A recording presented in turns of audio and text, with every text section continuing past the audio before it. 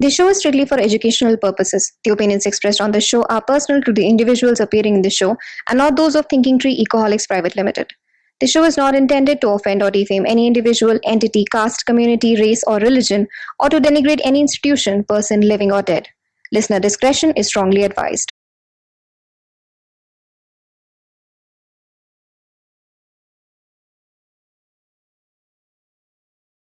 Hello and welcome to the Thinking Tree Talk Show. Education is a topic that is really close to our heart, but there are some topics that are better answered by an expert. Today we have on our show Professor Abhirup Mukhopadhyay, who is a well-known Indian economist who is currently appointed as professor in the Indian Statistical Institute. His work as an academic visitor has praised by several prestigious institutes including London School of Business, National Institute of Public Finance and Policy. We welcome Professor Abhirup Mukhopadhyay. So my first question to you is, among the talks of India being in the golden period of demographic dividend, there's also the concern of unemployment being at the highest. And I can see in the data that as of May 2019, the National Sample Surveys Office data on employment unemployment shows a whopping 6.1% unemployment rate in India during 2017-18. And since this data also includes educated unemployment, where do you think we are lagging and what changes in the education might improve these figures? Thank you. Thank you, Kritika, for asking me this very important question. In fact, not only is your what you've cited as the reports of the NSS true that there is an increase in unemployment. In fact, the largest rise in unemployment is among the educated. Okay. So it's a increased education that is coming with higher levels of unemployment. I must point out that while we are all very alarmed at it, it's not unprecedented in our history. In fact, pre-independence, unemployments among educated were also quite high. And in fact, in certain times in many states of India, especially urbanized states, unemployment among youth have been, quite high. I mean, think about Bengal in the 70s. You watch all movies about unemployment, educated youth not being able to find a job and so on and so forth. So this is something that is recurring. But it's true that the last 20 years has seen, gradual increases in, prosperity and education and job prospects. So therefore, something like this alarms us, right? So to be able to think about this, as an economist, you should think about, both sides of the market, right? So any outcome like unemployment is determined by both the demand and the supply for labor. And so let's think about first the supply of labor. So who's supplying labor? People are supplying labor. And it's a fact that as people get richer and as people get more educated, they're unwilling to accept jobs that they would have accepted had they been less educated or poorer. Okay, so this we term this in economics as reservation wage. So it's a minimum wage we are willing to accept a job at. So it's true that as education is rising, there is a certain element of people not wanting to do jobs that they would have done had they not been educated. So this will automatically lead to a slight rise in the unemployment rate, right? So especially if you look at unemployment rates, they have risen among youth who are generally not used to, they are kind of driven by modern prosperity and job prospects and so on and so forth. So some part is because of that. And there are jobs which they don't want to do. Now, if you think about the demand side is also important. So now the question is, why are the jobs that these people want to do not there? And this is a question on which people have vexed a lot in the past. I must also say that we must understand what drives job demand in India. Okay, so historically, while we always try to think about this IT sector and all this private sector around us, but in fact, the biggest driver of growth of our biggest employer in the market is the government. Okay, and it's for teaching, for example, is a big job among university educated people. So that obviously we know that because of public finance pressure, government job expansions are not happening the way they would, and this is one of the jobs for the educated, right?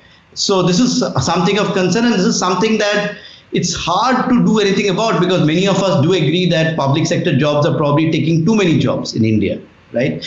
But unfortunately, that's important. Now, in the private sector, there has been a feeling for some time that these private sector jobs were driven by the external economy. India is a service sector driven economy, and there was a rise, and we enjoyed the rise from the late 90s till 2010, 2012, and there's a gradual slowdown.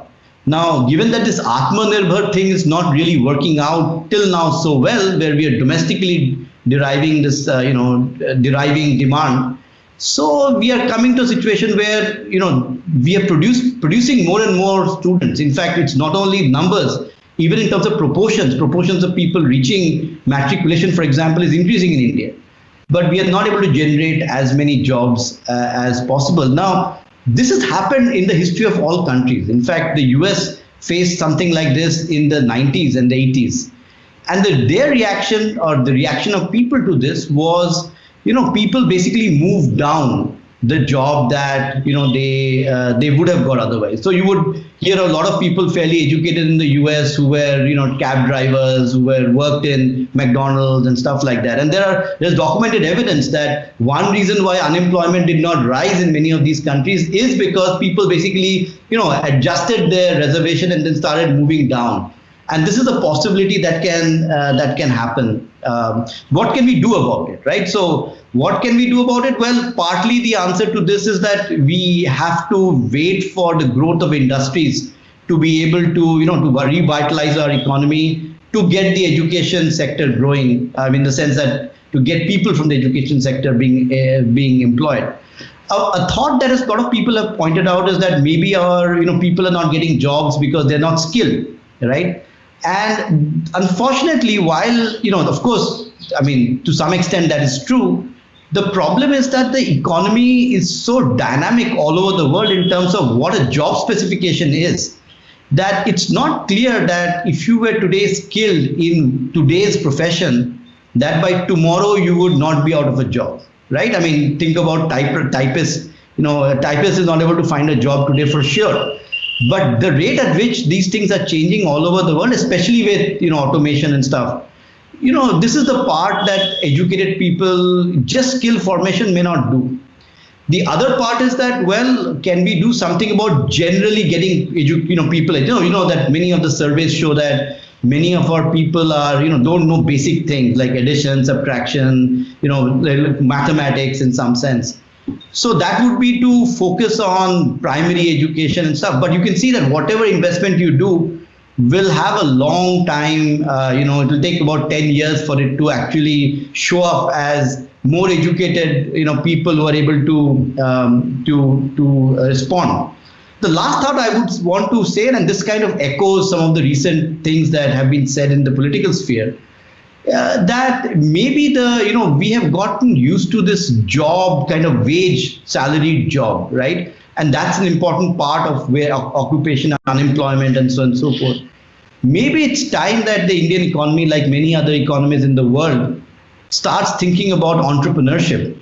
And then there would be this, we would not, not entrepreneurship in the sense of, we have very high self-employment, but that's just subsistence, it's the guy selling puchka on the street. But to kind of actually have businesses that run as entrepreneurship, where people use their education, then we would have less problems. That's the only way I see, apart from just, shocks, good things happening in the world which increase IT demand or something like that. Otherwise, the problems are fairly systemic for it to be solved overnight.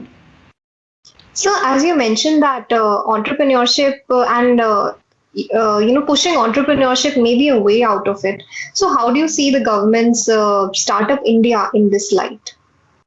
No, I think Startup India is in spirit a very good way to think about how to do it. Unfortunately, entrepreneurship requires two things. It requires capital, and it requires someone to take some risk. Okay, we know why do we like these stable government jobs, right? We like them because you get paid irrespective of whether there is COVID or not, right? But if you had all businessmen right now are worrying about their profit margins, how they will survive. and there are shocks all the time.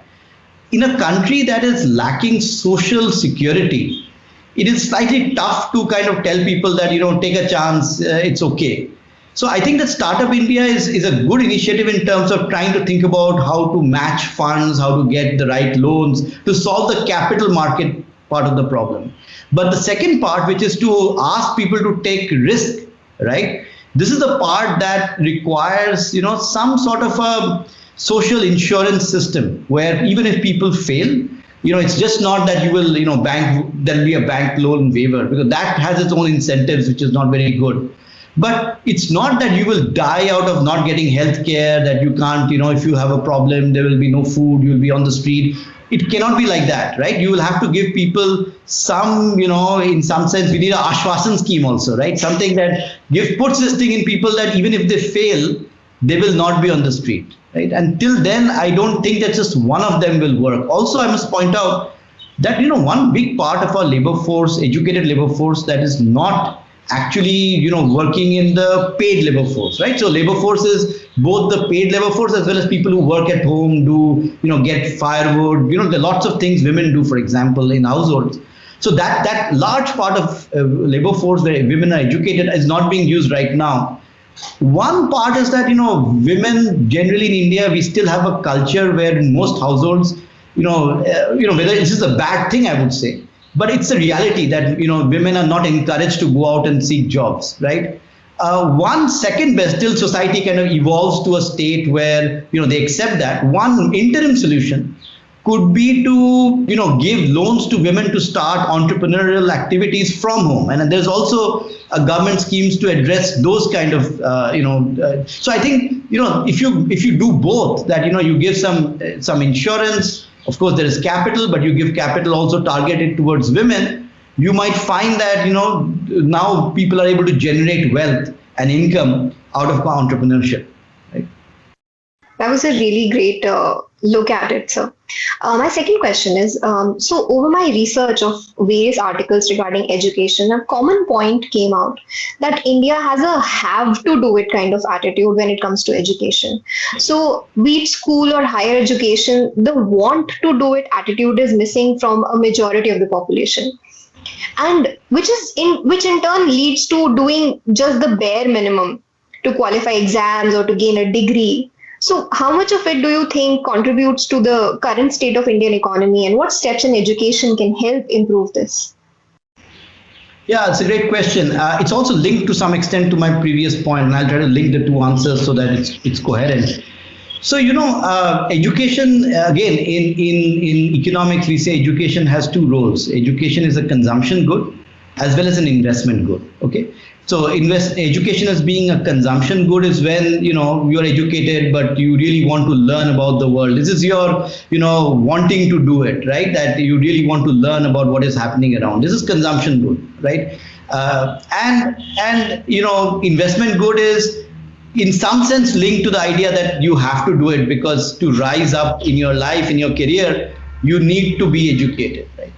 Now, at different stages of, development of societies, you get different aspects which play a role, right? So you can see, for example, that if you look at, Brahminical kind of households, a lot of these households, you will see people wanting to study because, they want to know the arts, they want to know a bit about the world, but why do they? Because they have got centuries of, assurance and safety and wealth, right? For them to be at a level where they can actually think about, the bigger things in life, right? Think about all our stalwart, academics. You will see that many of them are like, think about Rabindranath Tagore, right? He's got a huge estate, a huge kind of Jamidar family. It's unfair to ask large number of Indians to kind of, do education just for that, right? So the important thing to understand is that most Indians think about education. In fact, not just Indians, I would say many parts of the world are like that. Think about education as an investment, right? This is the way to rise in prosperity. Now, once we think about that, we have to start thinking about, so how does education get you this prosperity, this movement up? And again, it's linked to my previous answer that the biggest part of labor market in India is, in terms of wages and so on and so forth, which has stability, is the government sector, right? And now we have the government sector wanting people. So the government sector now has to allocate these jobs to large hordes of people who are getting educated. How does it give this particular job? So if I give it on basis of anything that is not meritocratic, right? In the sense that it's in some sense. So in some sense, we always think about marks as being meritocratic, right? It kind of reflects your ability in some way. If they don't do that, then it's hard to figure out other mechanisms that the government and the institutions that come in the between. So all the education institutions will come as the intermediary between people trying to get jobs, right? So they have to go to the institutions and then get the job. It's very hard to think about other mechanisms that will be socially acceptable. Now, we all think that marks are bad, but if tomorrow I said I'm going to have an interview and then I will call each person who's applied for a job, first, it will not be feasible. And second, you will file an RTI immediately saying that, who was on the panel, he didn't ask me the question properly, he didn't look at me properly, didn't give me enough time, right? So through the necessity of this, even though we know that marks are probably not the best way to measure meritocracy, we tend to go to that because that's the safest option out there. Now, how do you get out of this quagmire? So, of course, if public sector and the private sector basically follows in some sense, because if large number of people are essentially gearing themselves towards the government sector, some part of that will go to the private sector. So it's a culture that has basically grown over the years that marks is equal to meritocracy is equal to some sort of way of sorting people into jobs. How do we get out of this? The only way to get out of this is to make these kind of selections not relevant. And the only way it can happen is when people study so that they pick up skills that they can use for their own thing that they want to do. And this own thing, one of the own things is entrepreneurship, right? And people think that education is only useful for getting, in jobs that you do. But in fact, those who have done, analysis on the worth of education find that its worth in business is very large. It's almost got 35 to 40% returns in business if you're educated. So of course, if people can even build on that and try to get skills, right, for something like that, which is, not about clearing a hoop or getting a position, but about doing something useful to earn money, you will immediately see the breakdown of, this marks kind of oriented society. If it's just going to be jobs and rationing, it is very hard to get away from any other mechanism. To ration these very limited number of jobs and positions to large numbers of people who are getting educated. That was a great answer, sir. Coming to my next question. So as per the government's 2019-20 economic survey, while spending on education has increased in absolute terms since 2014 and 15, it has remained stagnant at around 10.5% of the total government budget, and has only increased from 2.8% of GDP in 2014-15 to 3.1% in 2019-20. What do you think should be the ideal spend on education? And do you think that a change in allocation of these funds is more important than the amount of funds themselves? Okay, that's a very interesting question because, of course, this is what all of us want to know, whether we can spend our way out to get better, in terms of education and so on and so forth. I can answer that question in two ways, okay? I can answer that question in trying to think about two scenarios in the world. One, where in India things don't change that much and, we just function as we are functioning. Now, one of the very stark results of a lot of research on the economics of education is that, whatever quality that India is producing, especially at the schooling level, can be achieved at a much lower cost, okay? And the reason for that is that we know that a large part of the public sector, teaching staff, teacher is a large part of the budget of governments, that in fact, they are not really teaching. They are absent most of the time, right? So there is research by like Karthik Mullidharan of UC San Diego and many, Geeta Gandhi Kingdon of Oxford, that show that you can in fact, get contract teachers, pay them much less and get exactly the same output. They don't do better, but whatever you can get much cheaper, right? So you can save money. So in terms of allocation, so I would say that you can get cheaper allocation, you can get better allocation in terms of what we call in economics efficiency. by, for example, redirecting more funds towards contract teaching, incentivizing contract teachers, and so on and so forth. But the fact is that we don't want status quo, right? Because we realize that our education system is not producing good. So just minimizing costs subject to, whatever quality is there is probably not the right optimization we need to do. What we need to do is we need to create better education, right? And for that, the budget allocation, is, so it's not an allocation problem then. Then it's a question of how much funds extra do we need to spend. Now, I must point out that education already has, relative to health, for example, much more funds invested in it. And it's a concurrent subject, so you have to add what the states spend as well. One of the, recent examples, so I'll tell you the main problem in spending money, more money. The main problem in spending more money is that people have done experiments all over this country trying to increase infrastructure, it costs money. And they have found zilch impact on education outcome. You can give people libraries, you can give people books, you can build better schools, better boundary walls. All these that have been tried out don't really get you better education in India, right? But so that has been the hard thing, that people are not able to defend spending more money when all the experiments of spending more money have got you nothing. However, as I was saying when I said that one of the things, new experiments that is now very revealing, is the experiment of Delhi. And what Delhi did was, Delhi did not spend more, just a little bit more money.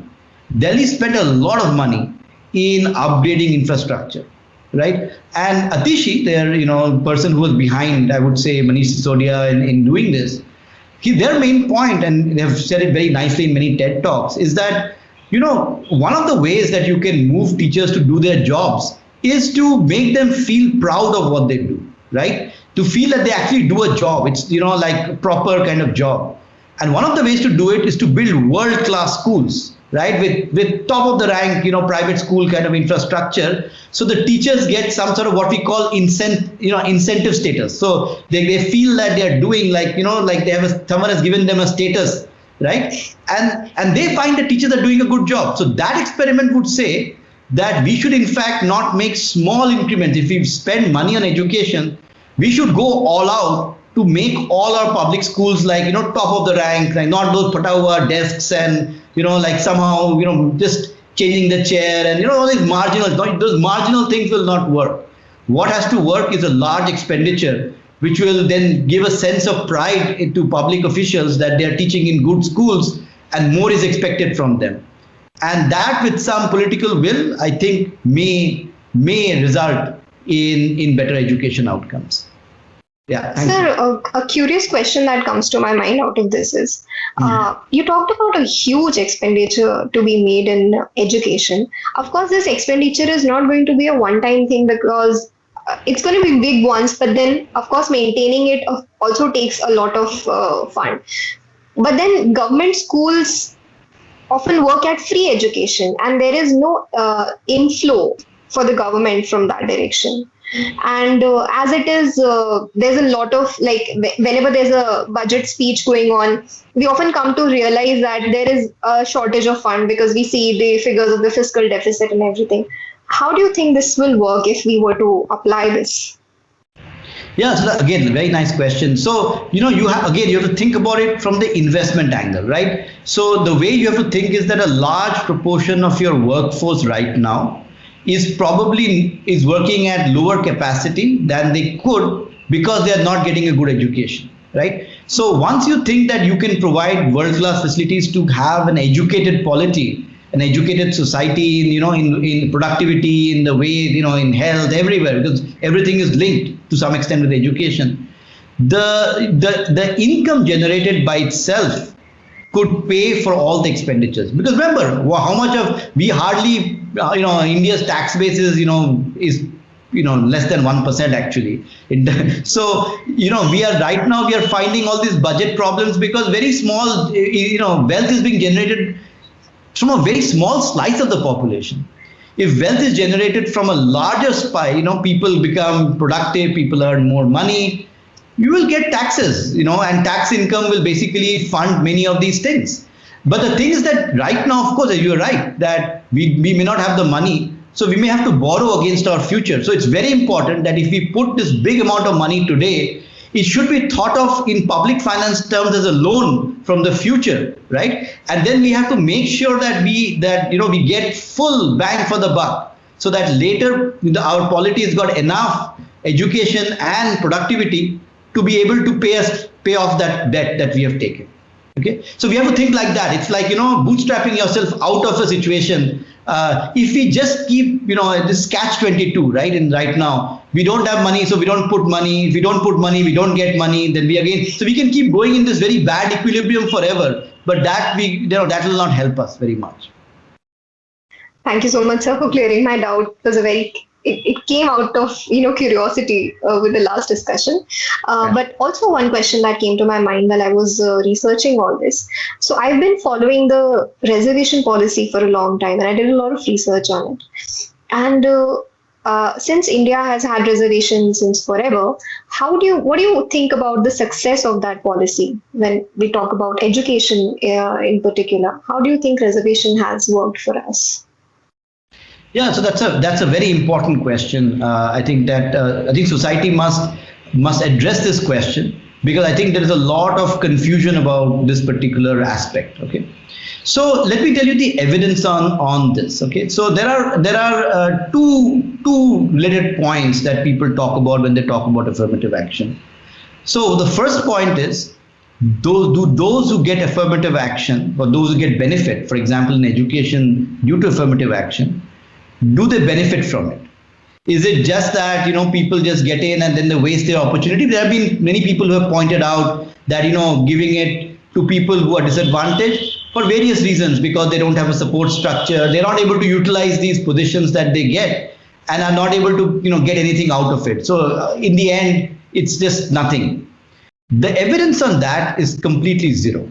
The evidence is actually the opposite, that those in the who get in to the reserved category are able to in fact take opportunity. So people find evidence in colleges that it leads to better scores, it leads to better peer effects, because they, of course, like for example, many places because of the quota get better ranked colleges, because for example engineering colleges, right, you have a rank, and if you are for example a particular caste quota, you are much higher up, so you get a better college. And people find that there are actually benefits from that. And those who are getting the better colleges are in fact doing better. They're going to colleges more. They are, and subsequently people have followed the, people who have got benefits, and they have found that they have in fact done better in life than those who missed out. Okay. So when it comes to just thinking about the people who are getting it, whether they are better off or not, I think the answer is unambiguously that it is making them better off. Now, the second question is whether they are getting better off. But of course, there are some people who are missing out, right? And they are probably the ones who are, in the what we call the general quota, or the general non-quota, if you can say that. And the evidence on that is a little mixed. It is true that those who are missing out are in fact maybe worse off. That, had they got into the IIT or the IIM or the particular college because they were not displaced by the quota, they would probably have probably done slightly better in their life, right? So that, of course, and then you can see why a lot of families of general quota are in some sense very unhappy, because they can see that when their child doesn't get into the institute or they want the child to get into, it will make a difference to that child's life. And that's true. I think that, we have not found any evidence that it does not matter. These education institutions do add to everyone, whether it be people from reserved category or from general category. It does add to people's jobs, does add to their human capital. So it's a trade-off, right? So once you come to the trade-off, now you have to ask the more philosophic question that what kind of society do we want? And I think that it's matter of personal call. I personally believe that so I on a personal level feel that reserved quotas are basically because the society is very unequal, and these are historical disadvantages. So some people have had advantages for many, many years, and it is their time to take a bit of a loss right now, for us to make sure that others can come up. So it's a redressal of a long-term kind of injustice in society. I understand why many of us who are in the general, category may be a little unhappy with that, because we may say it's not our mistake. This is something that has happened historically. But the society cannot work on individual views. Society has to work in a notion of social justice for all in a longer horizon. So I think as a policymaker, I can see fully why they would want to have quotas to redress the problem of this long-term kind of injustice, right? I also, at a personal level, I would say that it is nicer to live in a more just society where maybe you lose out a little bit, but others kind of catch up to you, rather than live in a society which is very unequal, where you can live in ivory towers and others don't. And, but again, this is a completely personal call. Some people may find that it's perfectly fine that, I live in the ivory tower, someone else doesn't, because I have worked harder. So I'm more meritocratic, I've got whatever. I mean, I've done better in scores and stuff like that. So on that ground, I would say that, yeah, you could have a mixed view about it. However, there's a new view about this particular aspect also, which is that if you think that how people are being sorted into universities, right, they're largely based on marks. But is marks really ability? And, you've asked me this question right away to begin with, right? Now, if I were thinking about society and the economy, and I were thinking about companies that don't want to hire people with higher marks, but they want to hire people who are enterprising, right? You can think that those, for example, from the disadvantaged communities who are just below the threshold, right? There are some people get in, but they don't get in. In fact, they might be in ability higher than those people who have gotten, because these people have reached that threshold with all the disadvantages in their lives, right? Whereas those who are just above the threshold, they are the ones who have got private tuition, parents saying, okay, you can study here, and so on and so forth. So if anything, you might say that innate ability of many of those people from disadvantaged communities who are not able to make it without the quota is in fact higher. And if firms care not just about your college and about your marks, but care about this innate ability, then in fact it might make even output higher, right? Society might even do better economically by putting an affirmative action thing. So it's a thorny issue, I know, but it's an issue on which I think society needs to have more discussions, because I think there is a lot of misconception in society. Sir, an additional question to this topic only. Since we talked about people actually benefiting from reservation, which I totally agree with, that people have actually benefited from having this kind of advantage. If they are benefiting, do you think that the percentage reservation figures should be revised with, the time that has lapsed? I mean, since this reservation policy started, a majority of the population that was depressed classes were actually struggling a lot. And since independence, things have improved a lot, but the figures have, the reservation figures have increased, remained stagnant or increased, never gone down. So what do you think about that? Should those be revised now that situation has been improving? Yeah, so, my view on this is, if you look at data on just the fact, the poverty, and I mean, so a large number of people who are reserved, they are not like people living in Gurgaon and Hyderabad and, in these places. They are people who are getting through government jobs, after matriculation, after class 12, large section of society is like that, right? It takes 2 generations of stability in a household to be able to get to a level where you can think that people start behaving without lack of confidence, without like this fear that they may slip back into poverty and and destitute again. So I'm in agreement that maybe there is a point, maybe 2 generations, after which there people, if you have got benefit for 2 generations, then you should not be given another go, right? But we haven't reached 2 generations yet. So, I teach many students from disadvantaged communities. I must say that one of the things I often find different is that it's not the ability. The raw ability is the same, sometimes even more.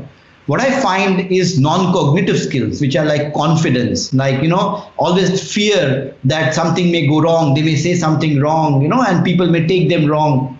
That fear, that will take 2 generations to go. Unless you get that out, you will not have parity. Because in one generation you will put him back on an interview board. The guy from the general category is going to be speaking with confidence, with like knowing that he comes, even if he comes from a poor household, he has seen books in his house, he knows his parents, he sees his grandfather used to be a pandit in the village.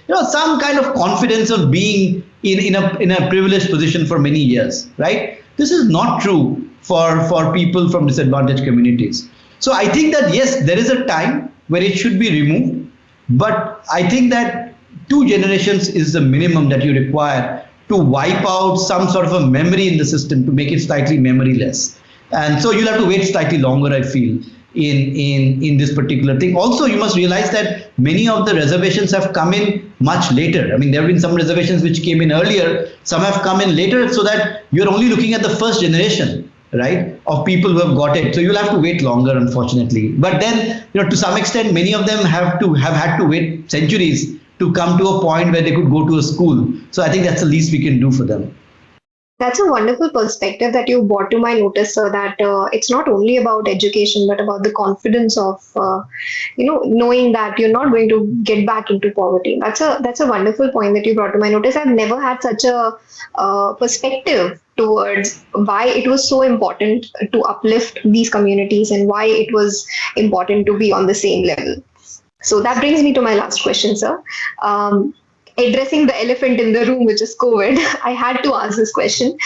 So do you feel that online education becoming a necessity because of COVID is a blessing in disguise for India? Yeah, actually, so let's first get the real elephant in the room out, which is the fact that, if you do online education through internet, that is just not a feasible model. It will create such digital divides that, we already know that, very small percentage of India has smartphones and internet access. So we cannot, maybe in urban areas it's slightly more, but still 30% in urban areas don't have it. In rural areas, it's almost like 80%. So reaching out, is going to cause a huge digital divide. Having said that, online education is not just the internet, okay? So it's any centralized way of education. So for example, there are some states during the COVID crisis that tried to use television to teach, right? So it's one medium for everyone. Now that could be a blessing in disguise in the following way. One of the things that we know about our public education system is that the public education system is not working, okay? It's not able to produce education. As we've talked about it earlier too, teachers are absent and so on and so forth. So the one of the substitutes to a second best, I wouldn't say this is the perfect thing. Of course, the best thing would be for teachers to work. The second best thing would be to give quality education in a centralized manner and use the teachers as support staff to be able to help out children, right? So, but then we have to think a little bit about how we structure this, this centralized education. So my view on this is that, if you look at, if you go online, the average quality of a lecture is way above what the government provides as, distance education or one of these online kind of go. That's just low quality, very boring kind of instruction. It reminds me when I was growing up of something called Krishi Darshan, which was extremely boring kind of program on, farming is not that uninteresting, but they made it out to be very, very uninteresting. Similarly, if you watch some of these, these things that the government gives off in teaching calculus or some mathematical method, it is super boring. But it is time for government to realize that if they contract with some of these big companies which are used to providing education in an interesting manner, they have access to very good quality teachers and content, right? They can, it will be a private sector model in the sense that, of course, they have to buy that content from all these online companies. But as a government, they can negotiate fairly good rates for being able to get a whole package. But remember, once they get it, it's there forever, right? They can then try to use kind of, televised, lecture, televised topics for children. And one of the things that access is actually not so bad in India is television. So it can be something that is given on television with the public school teachers as being support staff in helping children if they get confused with certain concepts.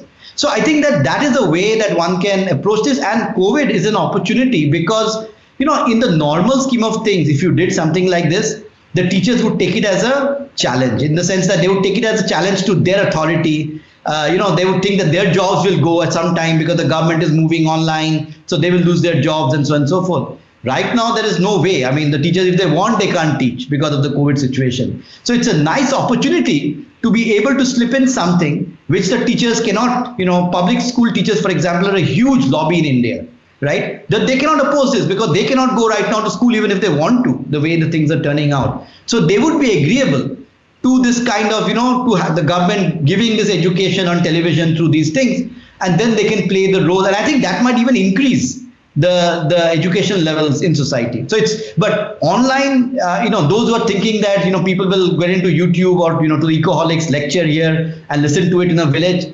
I mean, I'm sorry, they're living very far from what the reality of India is, right? So that model may not work. But, don't think online as internet. Think online as anything that's centralized. Radio, television, all those kind of media. And there are excellent providers of these education through this media in the world. Thank you so much, sir. That was a really enlightening session. I got to know so many points that I was totally unaware of, and I got a new perspective to look at certain things. Thank you so much for that session. It was wonderful.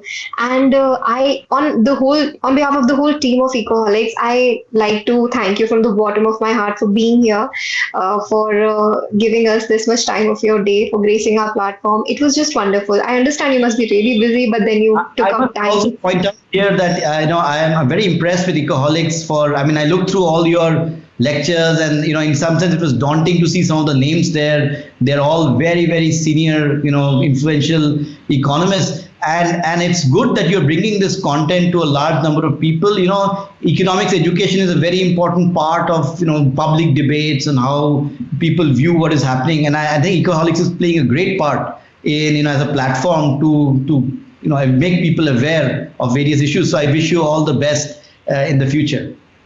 Thank you so much, sir. Your words of appreciation mean a lot to us, especially coming from you, because you are such a distinguished personality who understands education so well. So any kind of appreciation coming from you is is the greatest thing ever. So from the bottom of my heart and on behalf of the whole team of Ecoholics, I thank you for coming to our platform, for giving us your precious time. And it was just wonderful having a conversation with you, sir. Thank you. Thank you. Thank you so much, sir.